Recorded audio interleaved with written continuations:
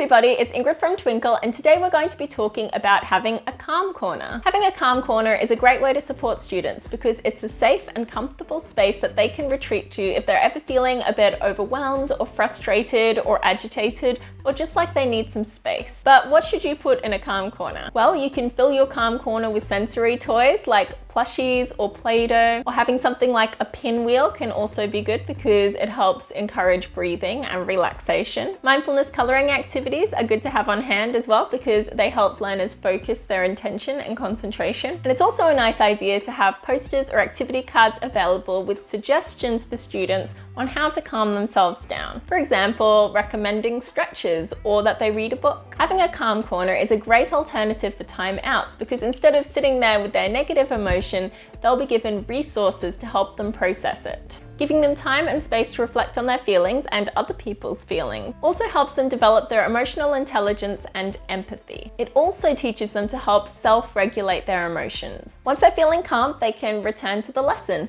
ready to learn. If you're concerned students will abuse your calm corner and just camp out there instead of participating in the lesson, you can also introduce a timer or just check on students from time to time to see how they're going. Another alternative to a calm corner, say if you don't have the room, is to have a calm box. Having a calm box also comes with the advantage of making your calm corner mobile. So if you go outside for an activity or they go to a PE class, for example, they'll be able to take the calm box with you. There are some great resource packs and materials on the Twinkl website to help you set up your calm corner. I'll leave some links in the description below, so check those out if you're interested. Thank you so much for watching and have a great day.